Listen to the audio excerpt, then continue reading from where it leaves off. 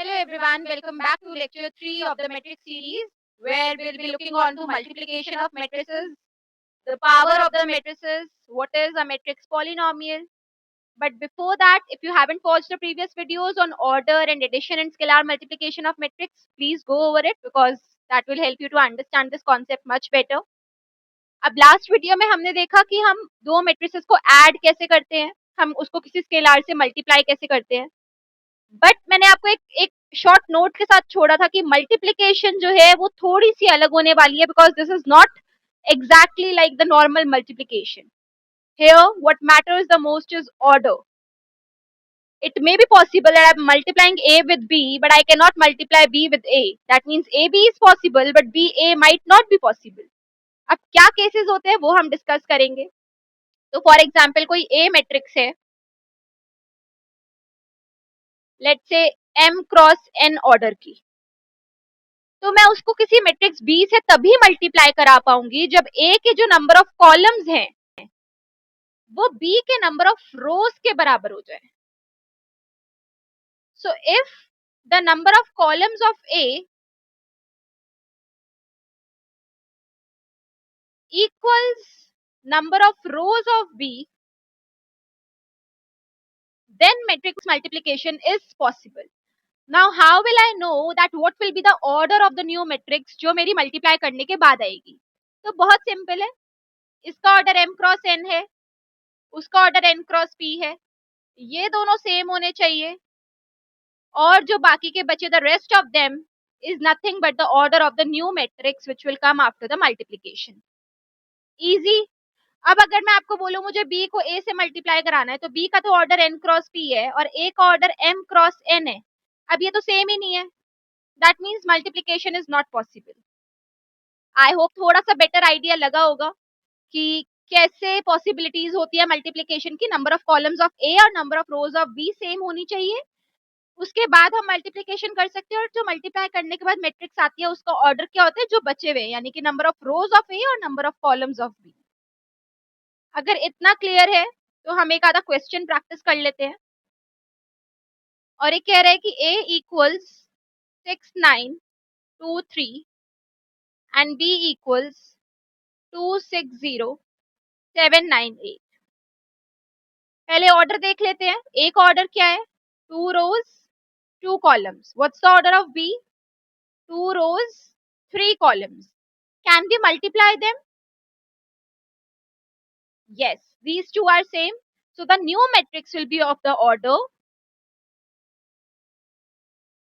2 rows and 3 columns because 2 here is left and 3 here is left. अब multiply करते कैसे है, बहुत इंपॉर्टेंट चीज. मल्टीप्लीकेशन ऑफ द मैट्रिसेस होती कैसे है? तो इट्स वेरी सिंपल. एक छोटी सी चीज है जो आपको याद रखनी है, एरो बनाना. अब एरो कैसे बनेंगे? Right and downwards. ठीक है, यहाँ आपको राइट से जाना है और वहां डाउन जाना है. तो यहाँ आप राइट जाओगे तो पहला एलिमेंट क्या आएगा? 6 इंटू 2 प्लस 9 इंटू 7. पहली मैट्रिक्स में राइट जाना है, दूसरी मैट्रिक्स में डाउन जाना है.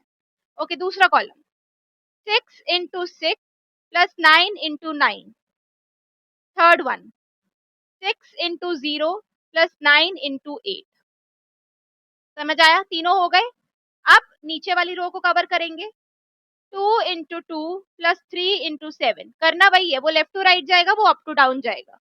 2 into 6 plus 3 into 9 and 2 into 0 plus 3 into 8.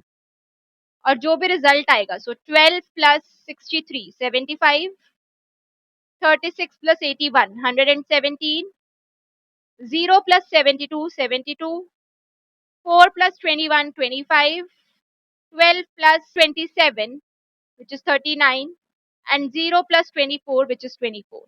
So this is your new matrix of the order 2 cross 3. I hope multiplication समझ आई होगी. एक क्वेश्चन और प्रैक्टिस कर लेते हैं, थोड़ा और अच्छे से आइडिया लग जाएगा.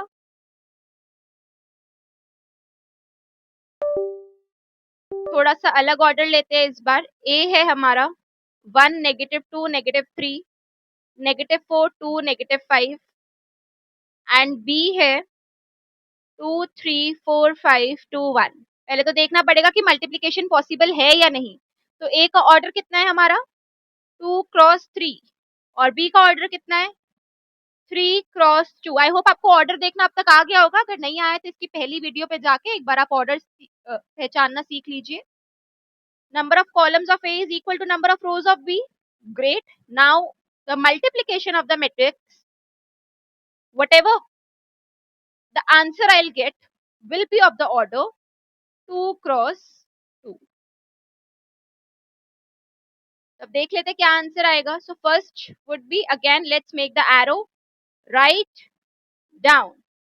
So 1 into 2 plus minus 2 into 4 plus minus 3 into 2. Clear है? Similarly, अब दूसरे के साथ 1 into 3 minus 2 into 5 minus 3 into 1. अब नीचे वाली row first column minus 4 into 2 plus 2 into 4 plus minus 5 into 2. Similarly, minus 4 into 3 plus 2 into 5 minus 5 into 1. और अब इसको सॉल्व कर लो. This will be minus 12, negative 10, negative 10 and negative 12 plus 5, which is negative 7, which is of the order 2 cross 2. I hope ये clear हो गया होगा. अगर हाँ तो हम बढ़ेंगे पावर पे. पावर कैसे पता करते हैं हम मैट्रिक्स की.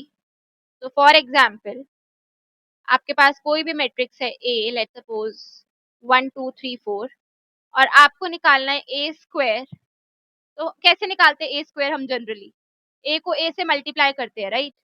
तो ए को ए से ही मल्टीप्लाई कर दो एंड आई होप आपको अब मल्टीप्लिकेशन करनी आ गई होगी. 2 क्रॉस 2, 2 क्रॉस 2, 2 एंड 2 ये सेम है, तो जो रिजल्ट भी आएगा वो भी 2 क्रॉस 2 का ही आएगा. ये मैं आप पे छोड़ती हूँ. पावर ऑफ मैट्रिक्स को एक्सप्लोर करो. A cube, a to the power 4, ऐसे ही आप बहुत सारे पावर्स निकाल सकते हो. ओके, प्रॉपर्टीज पे बढ़ने से पहले एक बार मैं मैट्रिक्स पॉलिनोमियल का आइडिया दूंगी आपको कि मैट्रिक्स पॉलिनोमियल क्या होता है. बेसिकली बहुत सिंपल चीज है. लेट्स सपोज मैं आपको बोल रही हूँ ए है हमारा 0 1 1 2 और हमें बोल दिया गया है कि F x equals x square plus x minus 1. यही तो होता है ना पॉलिनोमियल. अब आपको एफ ऑफ ए निकालना है, तो क्या हम निकाल पाएंगे? कैसे निकालते हैं? एक्स की जगह ए को सब्स्टिट्यूट कर दे. ए स्क्वायर की वैल्यू निकाल के बताइए मुझे कितनी आ रही होगी. इधर से राइट, इधर से down. 0 into 0 plus 1 into 1, 0 into 1 plus 1 into 2, 1 into 0 plus 2 into 1 and 1 into 1 plus 2 into 2. So this is a square, this is a. और 1 का मतलब क्या है? Identity matrix. अगर 2 होता तो 2 इंटू आइडेंटिटी मैट्रिक्स, 1 इंटू आई, 2 इंटू आई, 3 इंटू आई. अगर कोई कांस्टेंट है तो उसको हम ऐसे लिख सकते हैं. 2 आई होता तो 2 0 0 2 लिख देते. ठीक है. तो 1 plus 0 minus 1 is 0. 2 plus 1 3 minus 0, 2 plus 1 3 minus 0 and 5 plus 2 7 minus 1. Matrix multiplication कैसे निकालते हैं, कब पॉसिबल होता है, कब नहीं पॉसिबल होता, करते कैसे हैं, पावर्स कैसे यूज करते हैं और मैट्रिक्स पॉलिनोमियल का हम सोल्यूशन कैसे निकालते हैं, ये सारी चीजें हमने अभी तक कवर करी.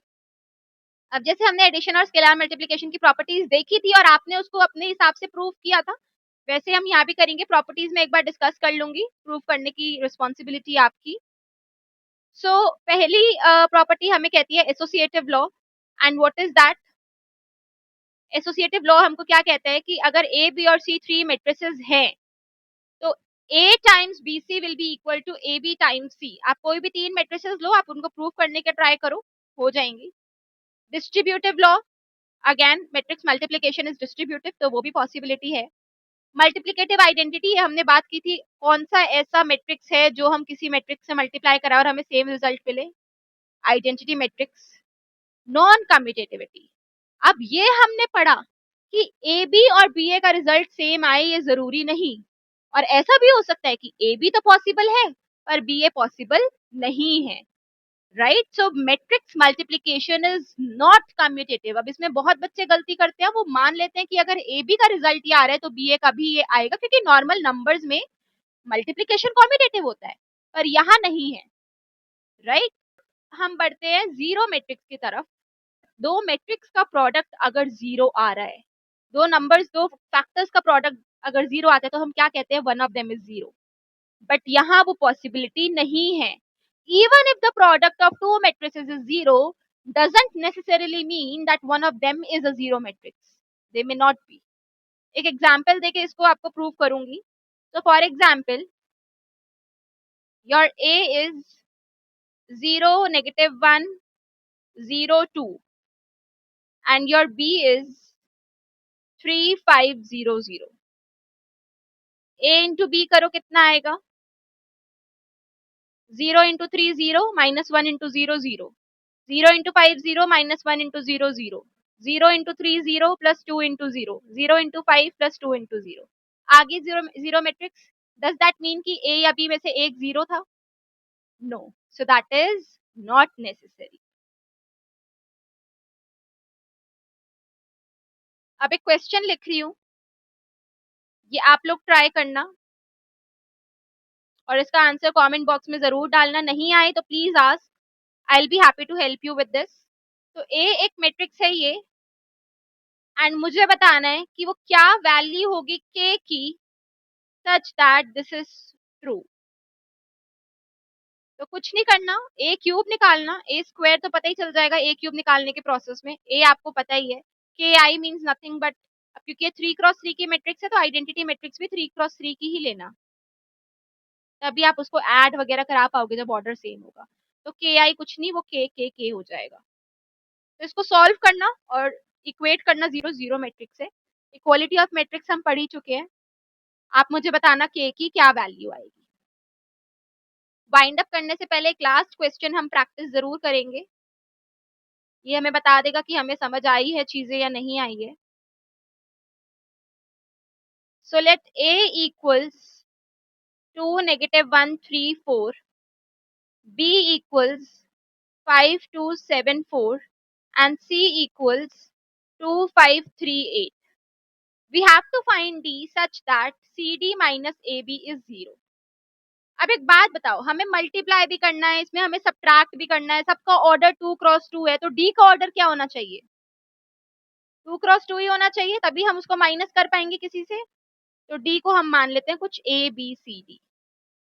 ठीक है. सी और डी का मल्टीप्लीकेशन चाहिए पहले तो 2a plus 5c. I hope अब तक मल्टीप्लीकेशन क्लियर है.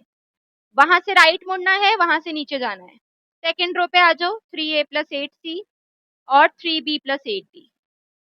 ये हो गया cd माइनस. अब ab का मल्टीप्लीकेशन चाहिए, फिर से वही चीज. 2 into 5 10 minus 7 3. 4 minus 4 0. 15 minus 28 minus 13 और 6 माइनस 16 माइनस 10. अब माइनस करते हैं इसको. 2a plus 5c minus 3, 2b plus 5d, 3a plus 8c plus 13 और 3b प्लस 8d प्लस 10. ये होनी चाहिए 0 0 0 0 के equal. Clear.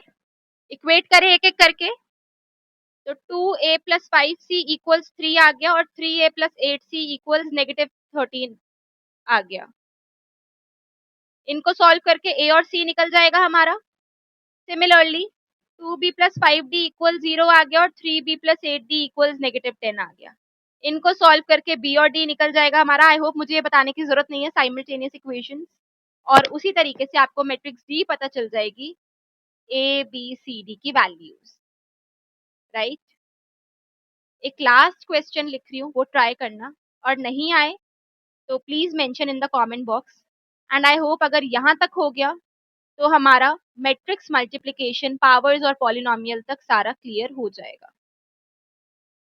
So let A equals 3, -4, 1, -1.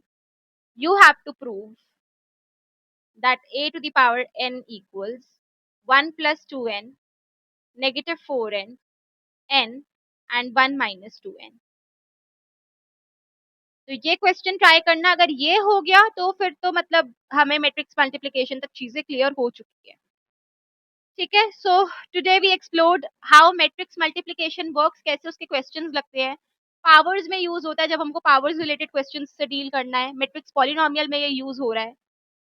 Properties हमने देखी. मेक श्योर आप उन प्रॉपर्टीज को एक बार अपने हिसाब से प्रूव कर लो ताकि आपको एक श्योरिटी आ जाए कि हाँ ये प्रॉपर्टीज सही हैं. ठीक है. Make sure to practise the step by step. Next lecture में हम डिस्कस करेंगे transpose, symmetric, skew symmetric matrix और इनवर्टिबल मैट्रिसेस. हम टुवर्ड्स एंड है मैट्रिसेस के. एक ये टॉपिक और हो जाए जो मैं बोल रही हूँ अगले लेक्चर के लिए, और उसके बाद हम कुछ प्रैक्टिस क्वेश्चंस लगाएंगे and will be done with matrices. But till then, keep practicing. And if you find this helpful, please like, subscribe, and share with your classmates.